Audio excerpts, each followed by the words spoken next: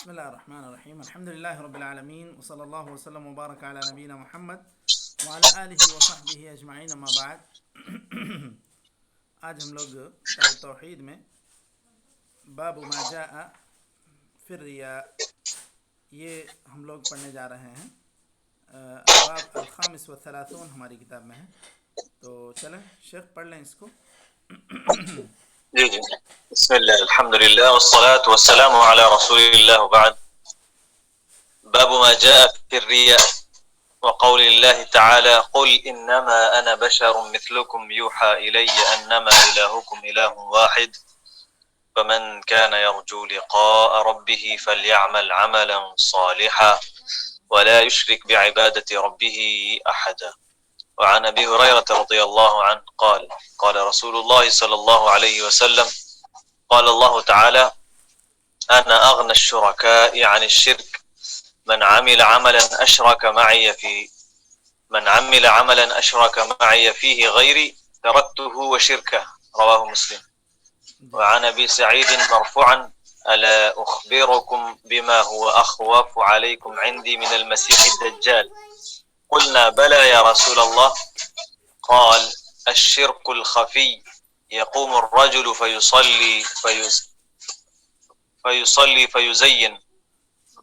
فيزين صلاته لما يرى من نظر رجل رواه أحمد.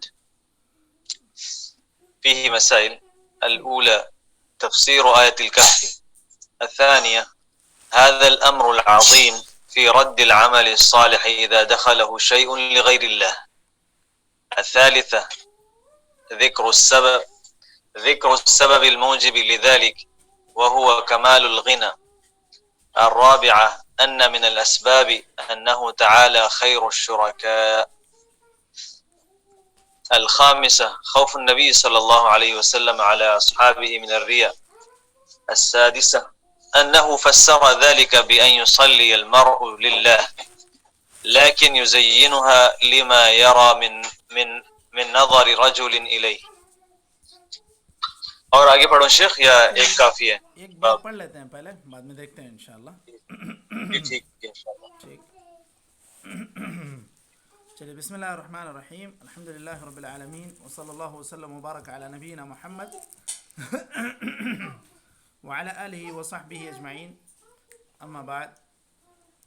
یہ ہم لوگ آج کتاب التوحید میں الباب الخامس والثلاثون یعنی باب نمبر 35 ہم لوگ پڑھنے جا رہے ہیں۔ اس میں آج ریاکاری سے متعلق یہ باب ہے، یعنی اس سے تحذیر کرنا مؤلف رحمہ اللہ کا مقصود ہے، یعنی باب ما جاء فی التحذیر من الریا، ایسے آپ اس کو تقدیر اس کی نکال سکتے ہیں، یا صرف ریاکاری کے بارے میں نہیں بلکہ ریاکاری سے بچنے کے بارے میں اس طرح وہ بیان کرنا چاہ رہے ہیں۔ اس کے لیے انہوں نے سب سے پہلی جو آیت لکھی ہے قل انما انا بشر مثلكم يوحى الي انما الهكم اله واحد فمن كان يرجو لقاء ربه فليعمل عملا صالحا ولا يشرك بعبادة ربه احدا۔ تو یہاں پر من كان يرجو لقاء ربه فليعمل عملا صالحا ولا يشرك بعبادة ربه احدا، یہ اصل محل استشہاد ہے کہ عمل صالح کریں اور اللہ تعالیٰ کے ساتھ کسی کو شریک نہ ٹھہرائیں۔ الرؤیا سے مشتق ہے، یعنی دکھانا، اور السمع اس کے اندر یہ بات محسوس کی جاتی ہے کہ آدمی سنانے کی خواہش رکھتا ہے کہ کچھ میری قرات سنیں، لوگ میری تلاوت سنیں، تو یہ سمع اس کا تعلق اس سے ہو جاتا ہے۔ ریاکاری نماز پڑھ رہا ہے، اب چونکہ پیچھے کوئی آدمی دیکھ رہا ہے تو بہت زیادہ خشوع و خضوع سے پڑھتا ہے، تو یہ اگر اس کے دل میں آئے کہ میں نماز پڑھ رہا ہوں، یہ سوچے یہ جو پیچھے بیٹھا ہوا انسان ہے کہ میں بہت ہی خشوع و خضوع والی نماز پڑھتا ہوں، اگر یہ نماز پڑھنے والے کے دل میں، نمازی کے دل میں یہ بات آتی ہے تو پھر یہ ریاکاری ہے۔ اس کی مزید وضاحت حدیث میں آ رہی ہے۔ تو یہ ولا یشرک بعبادت ربہ احدا، یہاں پر عمل خالص، ایسا عمل جو ریاکاری سے پاک ہو، اس کے لیے یہ بات گویا کہ یہاں پر انہوں نے ذکر کی ہے، اس آیت کو ذکر کیا ہے۔ ولا یشرک بعبادت ربہ احدا، آدمی جب مثال کے طور پر نماز پڑھ رہا ہے اللہ کے لیے، پھر اس کو احساس ہوتا ہے کہ کوئی مجھے دیکھ رہا ہے، تو پھر مزید خشوع و خضوع کے ساتھ پڑھتا ہے، تو اس کا مطلب یہ ہو گیا کہ وہ اللہ کی عبادت کے ساتھ اور انسان کو بھی شریک کر رہا ہے، جو اس کی عبادت کو دیکھ کر تعریف کرے اور اس کی خشوع و خضوع کی مدح سرائی کرے، یہ اس کا مقصود ہوتا ہے۔ تو یہ اللہ تعالیٰ کی عبادت میں گویا کہ شرکت ہو گئی۔ اب حضرت ابو ہریرہ رضی اللہ عنہ سے ایک حدیث مزید اس کی وضاحت کرتی ہے، جو صحیح مسلم میں ہے، انا اغنى الشركاء عن الشرك من عمل عملا اشرك معي فيه غيري تركته وشركه، کہ جو آدمی کوئی بھی عمل کرے اور اللہ تعالیٰ کے ساتھ کسی کو شریک ٹھہرائے، تو پھر اللہ تعالیٰ اس کے عمل کو بھی چھوڑ دیتا ہے، اس کے شرک کو بھی چھوڑ دیتا ہے، کیونکہ اللہ تعالیٰ یہ شرکا میں سب سے زیادہ بے نیاز شریک ہے۔ اللہ تعالیٰ کے ساتھ کوئی اور ہو یہ پسند نہیں، اللہ تعالیٰ ہی کے لیے عبادت ہوگی تو قابل قبول ہوگی۔ اس میں صرف عبادت میں ایک اخلاص ہی شرط نہیں، بلکہ متابعت الشریعہ یہ بھی شرط ہے، کہ نبی علیہ السلام کے طریقے کے مطابق ہو تو ہی عبادت قبول ہوگی۔ عمل کی قبولیت کی دو شرطیں ہیں، ایک تو ہے الاخلاص، دوسرا المتابعہ، یا اسی کو موافقت النبی صلی اللہ علیہ وسلم بھی کہتے ہیں، کہ نبی علیہ السلام کے بتلائے ہوئے طریقے کے مطابق ہو تو ہی عبادت قابل قبول ہوگی، ورنہ قبول نہ ہوگی۔ تو پہلی چیز اخلاص ہو، اس کے اندر ریاکاری نہ ہو، دوسری چیز کہ شریعت کی متابعت ہو، شریعت کے موافق انسان عمل کرے، تبھی جا کر عمل مقبول ہوگا۔ تو یہاں ایک آیت اور ایک حدیث سے اس کو گویا کہ ریاکاری سے بچنے کی تعلیم دی جا رہی ہے۔ اور مزید اس کی وضاحت ایک اور حدیث سے، حضرت ابو سعید رضی اللہ عنہ سے مرفوعاً روایت ہے، الا اخبرکم بما هو اخوف علیکم عندی من المسیح الدجال۔ حضرت ابو سعید رضی اللہ عنہ سے مرفوعاً روایت ہے کہ نبی علیہ السلام نے کہا، مجھے مسیح دجال سے بھی زیادہ خطرناک ایک چیز ہے جس کا میں امت پر خوف کھاتا ہوں۔ تو صحابہ نے پوچھا کہ ضرور بتلائیں۔ آپ صلی اللہ علیہ وسلم نے کہا الشرک الخفی، یہ چھوٹا شرک، یا اس کو کہیں دبا شرک، ایسا شرک جو کھلے انداز میں سامنے نہیں آتا ہے، وہ کیسا ہے؟ یا پوشیدہ شرک آپ کہیں۔ یقوم الرجل فیصلی، نماز کے لیے کھڑے ہیں، فیزین صلاته لما یری من نظر الرجل، آدمی دیکھ رہا ہے، اس کے لیے مزید خشوع خضوع کرنا، طویل رکوع کرنا، طویل سجدہ کرنا، یہ بتلا رہا ہے کہ آپ اللہ تعالیٰ کے لیے اخلاص کے ساتھ عبادت نہیں کر رہے ہیں۔ اب یہاں آپ لوگوں کو بتلانا چاہ رہے ہیں، تو یہ چیز شرک خفی کہلاتی ہے۔ ایسا شرک جو دیکھنے میں نہیں آئے بلکہ پوشیدہ طور پر انسان کے دل میں گویا کہ یہ چیز شروع ہوتی ہے۔ اب اس تعلق سے کئی احادیث ہیں جو وضاحت کرتی ہیں کہ کوئی بھی عمل انسان کرتا ہے تو پھر اس کے اندر اخلاص کس قدر اہم ہوتا ہے۔ یہ مزید اس کے بعد والے باب میں بھی اس کی وضاحت آ جائے گی۔ یہاں ہم لوگ یہ ریاکاری ہی سے متعلق بات کرتے ہیں، آگے مزید اس کی وضاحت دیگر احادیث سے انشاءاللہ ہو جائے گی۔ اس کے اندر جو مسائل ہیں اس میں سورہ کہف کی جو آیت ہے اس کی وضاحت، اس کی تفسیر، محل استشہاد کون سا ٹکڑا ہے مشائخ؟ میں نے ابھی بتایا تھا،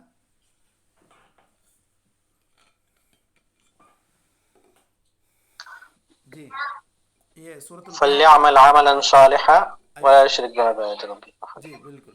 تو یہ عمل صالح کرے اور اس کے اندر کسی کو شریک نہ کرے. یہ محل استشہاد ہے اس آیت میں.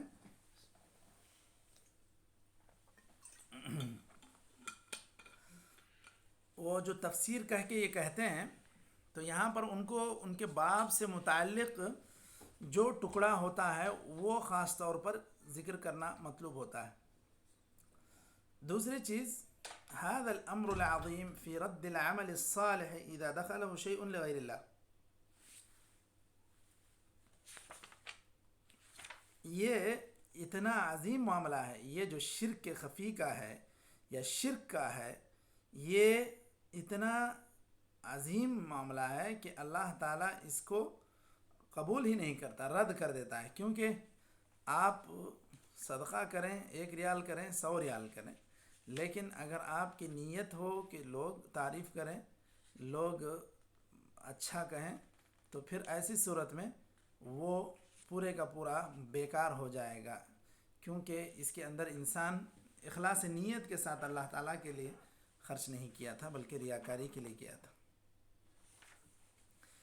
ذکر السبب الموجب لذلك وهو كمال الغنى. اللہ تعالیٰ اس طرح کیوں رد کر دیتا ہے یا قبول نہیں کرتا, اس کی وجہ بیان کی گئی کہ اللہ تعالیٰ مکمل بے نیاز ہے. اللہ تعالیٰ شرک کو پسند نہیں کرتا اور کسی اور کی حصہ داری ہو عمل میں, یہ اللہ تعالیٰ کو بالکل پسند نہیں. چوتھی چیز, یہ چوتھا مسئلہ, انه من الاسباب انه خیر الشرکاء, ان من الاسباب انه خیر الشرکاء. اب ایک انسان کو اللہ تعالیٰ سے بڑھ کر کوئی بہتر عمل قبول کرنے والا نہیں ملے گا.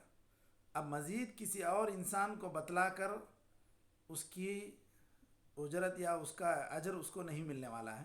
تو سب سے بہترین اللہ تعالیٰ ہی شریک ہے اور اللہ تعالیٰ کسی اور کو پسند نہیں کرتا. اس اعتبار سے یہی وجہ ہے کہ کسی اور کو شریک نہیں ٹھہرانا چاہیے, یعنی اپنی عبادت میں بھی کسی کو شریک نہیں کرنا چاہیے دکھاوے کے لیے بھی.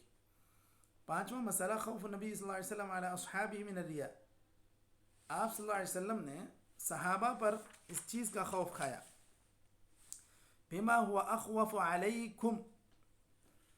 جب تک صحابہ تھے تو گویا کہ آپ صلی اللہ علیہ وسلم نے سب سے پہلا خطاب تو صحابہ ہی سے کیا. تو آپ صلی اللہ علیہ وسلم نے اپنے صحابہ پر خوف کھایا ریاکاری کا, تو بعد میں آنے والے تو پھر بدرجہ اولا اس کا شکار ہو سکتے ہیں. تو یہ کوئی معمولی چیز نہیں جس کو ہم انسان جو ہے ایک معمولی بات سمجھ کر اس کو نظر انداز کر دے, بلکہ یہ بہت ہی خطرناک چیز ہے جو انسان کے اعمال کو برباد کر دیتی ہے. شرک خفی یعنی پوشیدہ شرک. چھٹی چیز انه فسر ذلك ان يصلي المرء لله لكن يزينها لما يرى من نظر الرجل.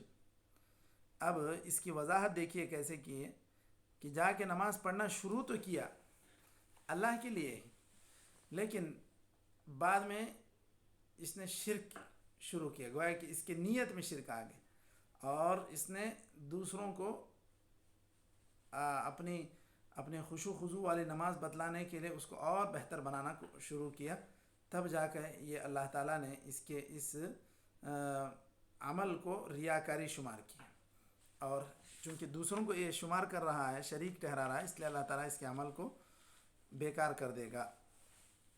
یہ بات اس کے اندر بیان کی گئی. تو ریاکاری سے ہی متعلق ایک اور باب ہے, یا یوں کہیں کہ غیر اللہ, اس میں براہ راست اللہ کے علاوہ کسی اور کو خوش کرنا مقصود تھا. یہاں پر اللہ کے علاوہ کسی اور چیز کا ارادہ کرنا یہ ایک دوسرا باب ہے. الباب السادس والثلاثون. تو کیا مشاہد پڑھیں گے یا جی بسم الله الرحمن الرحيم. باب من الشرك إرادة الإنسان بعمله الدنيا. فقول الله تعالى من كان يريد الحياة الدنيا وزينتها نوفي إليهم أعمالهم فيها وهم فيها لا يبخسون. في الصحيح عن أبي هريرة رضي الله عنه قال قال رسول الله صلى الله عليه وسلم تعس عبد الدينار تعس عبد الدرهم تعس عبد الخميصة تعس عبد الخميلة إن أعطي رضي وإن لم يعط سخط تعس وانتكس وإذا شيك فلا انتقش طوبى لعبد آخذ بعنان فرسه في سبيل الله أشعث رأسه مغبرة قدماه مغبرة صحيح أشعث رأسه مغبرة قدماه إن كان في مغبرة قدماه إن كان في الحراسة كان في الحراسة وإن كان في الساقة كان في الساقة إن استأذن لم يؤذن له وإن شفع لم يشفع. فيه مسائل. الأولى إرادة الإنسان الدنيا بعمل الآخرة. الثانية تفسير آية هود. الثالثة تسمية العبد المسلم عبد الدينار وعبد الدرهم والخميصة والخميلة. الرابعة تفسير ذلك بأنه إن أعطي رضي وإن لم يعط سخط. الخامسة قوله تعس وانتكس. السادسة قوله وإذا شيك فلا انتقش. السابعة الثناء على العبد المجاهد الموصوف بتلك الصفات. بسم الله الرحمن یہ ہو گیا الرحیم الحمد للہ رب العالمین وصلی اللہ وسلم وبارک علی نبینا محمد وعلی آلہ وصحبہ اجمعین اما بعد. یہ اس کے بعد والا باب ہے ریاکاری کے بعد والا باب اور تقریباً اسی سے ملتا جلتا ہے. تو توحید کے جو تقاضے ہیں اس میں یہ بھی ہے کہ انسان کا عمل اللہ کے لیے خالص ہو, ریاکاری نہ ہو, تو وہ ریاکاری بھی کیونکہ شرک ہوگی. اب یہاں پر ایک اور چیز وہ بیان کر رہے ہیں کہ جو بھی عمل انسان کرتا ہے خالص اللہ تعالیٰ کی رضامندی مقصود ہو, اس کے علاوہ کوئی اور اس کا مقصد نہ ہو. ابھی یہاں پر ارادۃ الانسان بعملہ الدنیا, اگر ایک انسان جہاد میں جاتا ہے اور اس کا صرف مقصد یہ ہے کہ مجھے مال ملے, مال کے لیے جا رہا ہوں, تو یہ جہاد اس کا جہاد نہیں ہے. اور اسی طرح انسان یہ کہلانے کے لیے جا رہا ہے کہ لوگ میری بہادری کے چرچے کریں, تو پھر یہ جہاد بھی اس کا جہاد نہیں ہے. اعلاء کلمت اللہ کے لیے جائے, من قاتل لتکون کلمت اللہ ہی العلیٰ, تو یہی اصل میں حقیقی جہاد ہے. تو یہ انسان کا ایک دینی کام کر کے اس سے دنیا ہی حاصل کرنا مقصود ہو, تو پھر یہ گویا کہ اس کو دنیا تو حاصل ہو جائے گی, آخرت میں اس کو کچھ نہیں ملے گا. ایک عمومی مثال, اگر ایک انسان صرف روزہ اس لیے رکھتا ہے کہ بھائی اس کا پیٹ کا ہاضمہ ٹھیک ہو جائے, میں یعنی کہ ایک انسان نعوذ باللہ اس طرح کہے کہ میں اللہ تعالیٰ کے اس فرض کردہ روزے کو میں یعنی کہ اس لیے نہیں کر رہا ہوں کہ میں اللہ کو خوش کروں یا اللہ کا حکم ہے, میرا پیٹ جو ہے صحیح نہیں ہے, میں اس لیے جو ہے روزہ رکھتا ہوں. اگر کوئی انسان اس طرح یہی مقصد بنا لے تو پھر یہ اس کا مقصد دنیا کا مقصد ہے. یہی انسان ہو سکتا ہے اس کا پیٹ تو ٹھیک ہو جائے گا, لیکن آخرت میں اس کو کچھ نہیں ملے گا, کیونکہ اس کا مقصد اللہ کی رضا نہیں تھی, اللہ تعالیٰ کو خوش کرنا مقصد نہیں تھا. تو یہ نیت اصل ہے انسان کی. اب یہاں لوگوں کو خوش کرنا مقصود تھا ریاکاری میں, یہاں لوگوں کو خوش کرنا مقصد نہیں بلکہ اپنا کچھ ایک دوسرا مقصد ہے. جیسے حضرت ابو ہریرہ رضی اللہ عنہ کی وہ حدیث اس موضوع کو پوری طرح واضح کرتی ہے, جس میں حضرت ابو ہریرہ رضی اللہ عنہ حدیث بیان کرتے ہوئے بے ہوش ہو جاتے تھے. کون سی حدیث؟ اول من تسعر بهم النار یوم القیامہ, وہ تین لوگ جن سے جہنم بھڑکائی جائے گی. سب سے پہلا قارئ القرآن, پھر اس کے بعد الجواد, پھر اس کے بعد المجاہد فی سبیل اللہ. کہ پہلا تو وہ انسان جو قرآن اس لیے پڑھے کہ قرأت کی شہرت ہو, اللہ تعالیٰ اس کو بلائے گا, پوچھے گا کیوں پڑھا, وہ کہے گا کہ میں تیری رضا کے لیے پڑھا, لیکن اللہ تعالیٰ فرشتے سب گواہی دیں گے کہ یہ تو جھوٹ کہہ رہا ہے, یہ تو صرف پڑھا اسی لیے تھا کہ اس کو قاری کہا جائے. اللہ تعالیٰ کہے گا تمہیں یہ دنیا میں یہ چیز مل گئی, تو پھر اٹھاؤ اس کو جہنم میں ڈھکیل دو. اسی طرح معاملہ ہوگا سخی کے ساتھ, اسی طرح معاملہ ہوگا مجاہد کے ساتھ. تو ان کا جو عمل مردود ہوا اس کی وجہ یہ کہ یہ لوگ اپنے نیک عمل سے دنیا چاہ رہے تھے.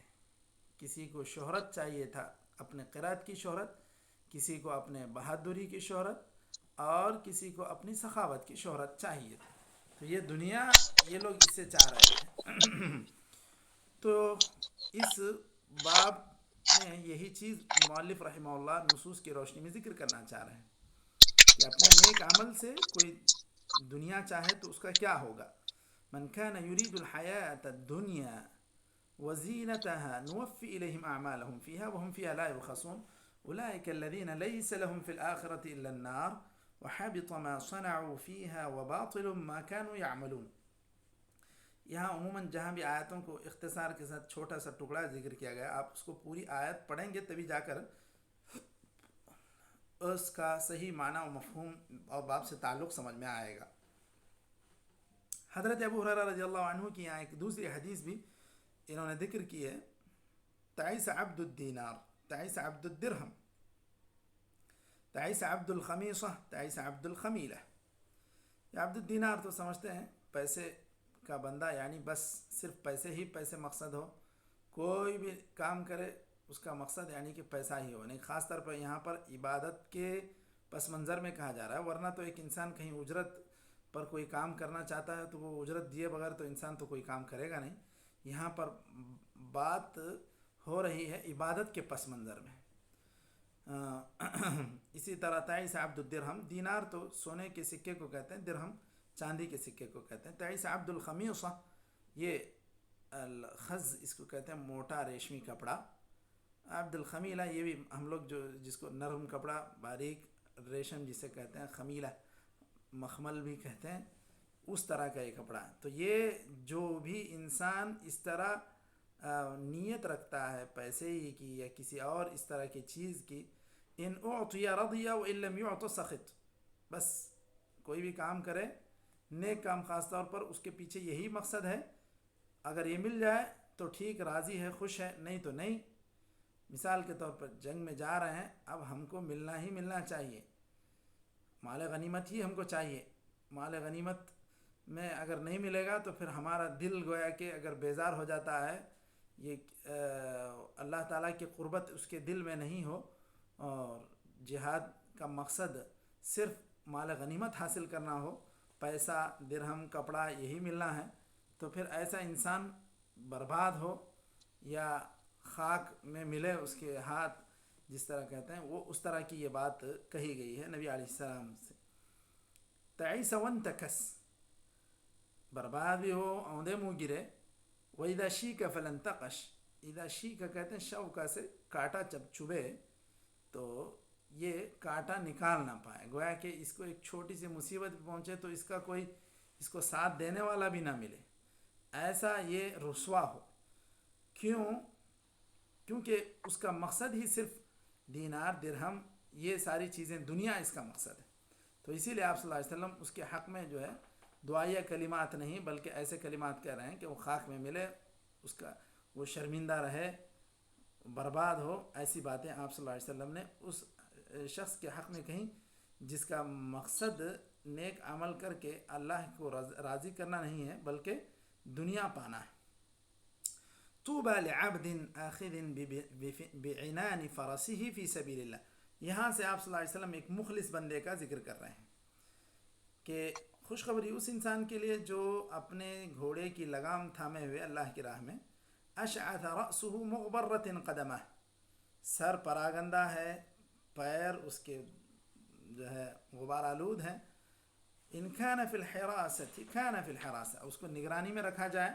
مثال کے طور پہ کہیں بھی لشکر پڑاؤ ڈالتے ہیں تو کچھ فوجیوں کو، کچھ لوگوں کو نگرانی کے لیے متعین کر دیتے ہیں کہ بھائی اب دیگر لوگ سو رہے ہیں، اب آپ تھوڑا نگرانی کیجیے.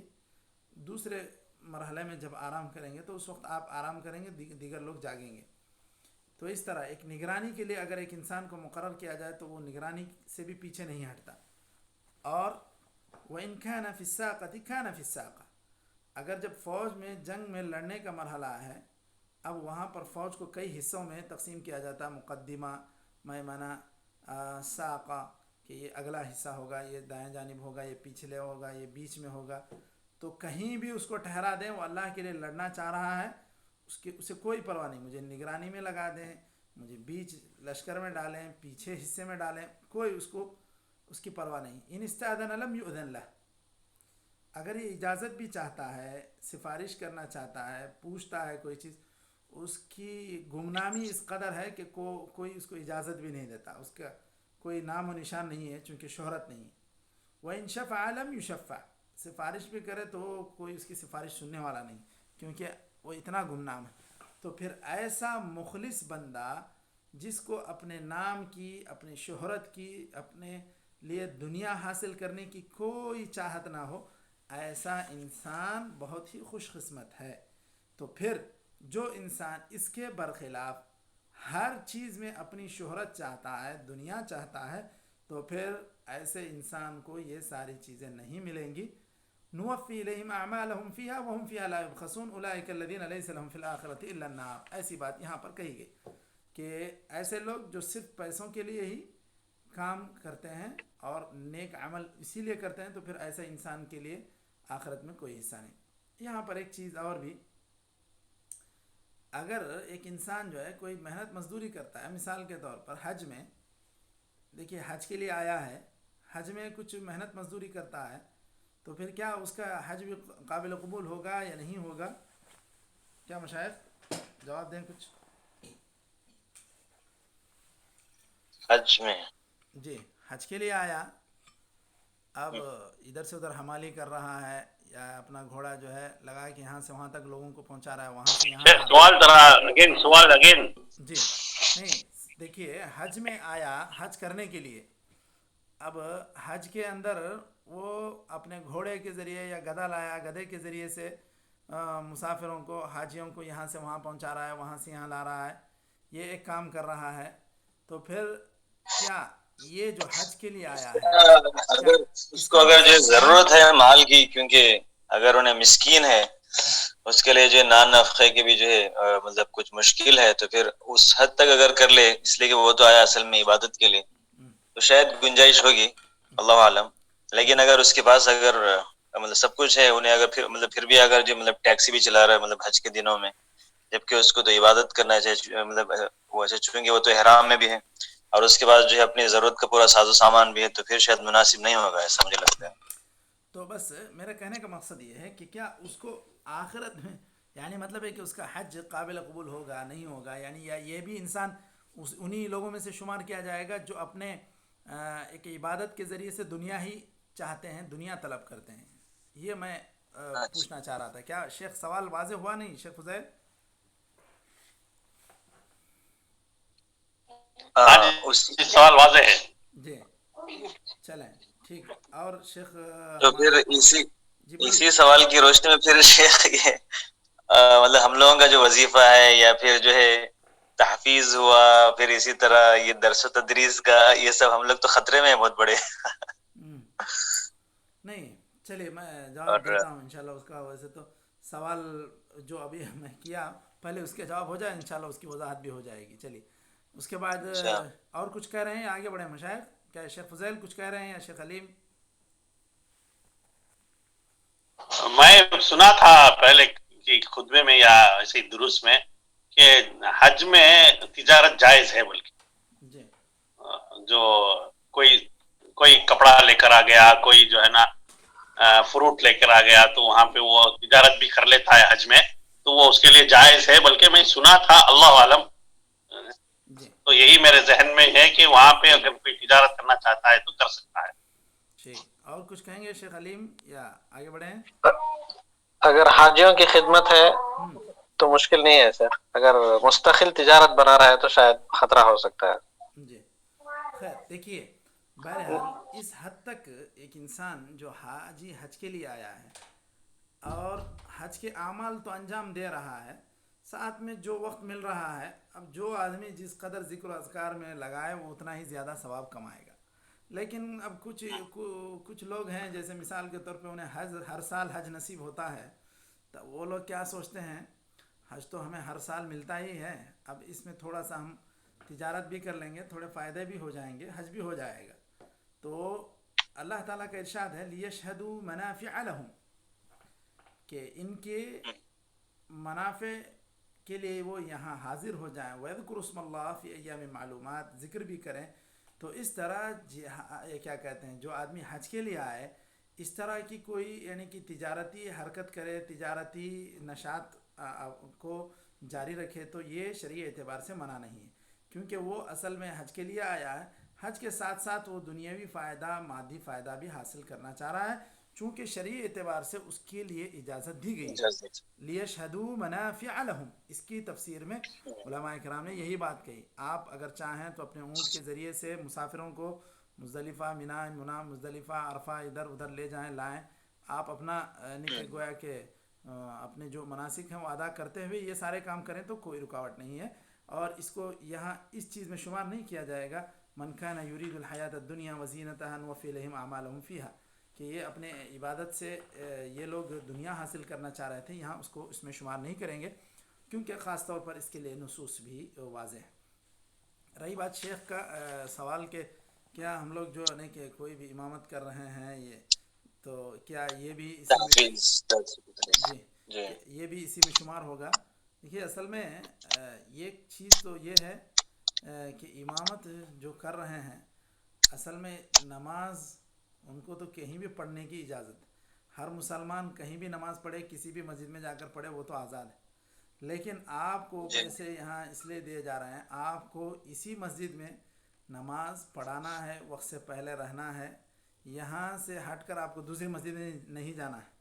تو آپ کو اس مسجد میں رہنے اور اپنی ذمہ داری ادا کرنے کے لیے پیسے دیے جا رہے ہیں. آپ نماز آپ کو تو پڑھنا ہی ہے، آپ کی پابندی اس مسجد کے اندر ہو، اس کے لیے آپ کو پیسے دیے جا رہے ہیں. تو یہ انسان کی ایک ذمہ داری ہے. اب ایک عام مسلمان یہ کہہ سکتا ہے میں تو کہیں بھی نماز پڑھ لوں گا، اور یہ تو اجازت بھی ہے شرعی اعتبار سے، لیکن ہم کو یہ اس بات کی اجازت نہیں کہ اب ہم کہیں بھی نماز پڑھ لیں گے. ہمیں یہ ذمہ داری دی گئی کہ آپ اس کے بدلے اتنا معاوضہ لیجئے اور یہاں پر رہ کر آپ خدمت انجام دیجئے. تو بہرحال نیتوں کو آدمی خالص کر لے. رہی بات یہ جو مادی منفعت حاصل ہو رہی ہے ایک عقد کی بنا پر کہ اس مسجد میں نماز پڑھانا ہے، اس کے آپ کو تنخواہ دی جائے گی، تو میں سمجھتا ہوں اس میں کوئی حرج نہیں، کیونکہ یہ ایک وظیفے کی طرح ایک وظیفہ ہی ہے، بلکہ ایک نوکری ہے. آپ کو یہیں رہنا ہے، اسی مسجد میں نماز پڑھنا ہے، اسی مسجد میں نماز پڑھنا ہے، اور ہمارے ارشادات کے مطابق ادارے کے جو بھی یہ رہیں گے اس کے مطابق چلنا ہے. تو یہ ساری چیزوں کی وہ یعنی کہ وضاحت ہے اس کے اندر، تبھی جا کر یہ وظیفہ ہو رہا ہے، نوکری ہو رہی ہے. ورنہ تو ایک انسان کو آپ کہیں بھی، ایک مسلمان کہیں بھی نماز پڑھ لے اس کو تنخواہ دی جائے گی، ایسا کہیں نہیں ہوتا. وہ تو نماز تو اس کا پڑھنا اس کا اپنا فریضہ ہے. چلیں ویسے پھر انشاءاللہ کوئی فتویٰ وغیرہ اس تعلق سے آئے گا تو میں انشاءاللہ پھر ذکر کر دیتا ہوں. آج اس باب کو مکمل کر لیتے ہیں، اگر گنجائش رہے گی تو 2-4 منٹ اور ہیں.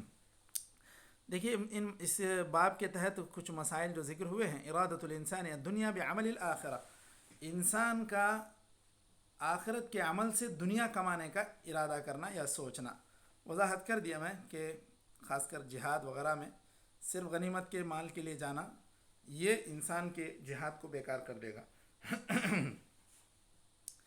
تفسیر آیت ہود، ہاں اس میں بھی ایسا ہے کہ چلو ہم تو اللہ کے لیے خالص طور پر ہم لڑنے کے لیے جا رہے ہیں، مل گیا تو ٹھیک ہے، نہیں تو کوئی بات نہیں. تو پھر ایسے انسان کے جہاد کو بیکار نہیں کہا جائے گا. وہاں جو حدیث میں اس کی وضاحت کی گئی ان اعطی رضی وان لم یعط لم یرضى یا سخط کہتے ہیں کہ ملا تو ہی راضی، نہیں ملا تو پھر بہت ناراض. ایسی بات نہ ہو. جہاد کریں گے اللہ فتح نصیب کرے گا تو وہ مل جائے گی تو مل جائے گی دولت، نہیں تو کوئی بات نہیں. اس طرح اگر انسان کا ارادہ ہو تو پھر وہ کوئی قابل مواخذہ نہیں. تفسیر آیت ہود، سورہ ہود کی جو آیت ہے اس میں خاص طور پر اولئک الذین لیس لهم فی الآخرۃ الا النار وحبط ما صنعوا فیہا وباطل ما كانوا یعملون. یہ پوری آیت جب پڑھیں گے تبھی جائے کہ اس کا مفہوم سمجھ میں آئے گا. تیسری چیز تسمیۃ الانسان المسلم عبد الدینار والدرہم والخمیصہ. ایک انسان جو مسلمان ہے اس کو عبد الدینار، عبد الدرہم، عبد الخمیصہ اگر کہا جائے تو پھر اس سے وہ انسان جو ہے نا मुसलमान नहीं रहेगा, ऐसी कोई बात नहीं है। इसको तगलीब के तौर पर या उसकी पैसों की मोहब्बत की बुनियाद पर उसको ऐसा कहा गया, वरना इससे ईमान या मुसलमान का लफ्ज़ उससे छीन नहीं जाएगा, उससे लक़ब मुसलमान का नहीं हटेगा। चौथी चीज़ तफसीर उज़ालिक बिअन्नहु इन उअतिया रदिया व इल्लम युअता सखित।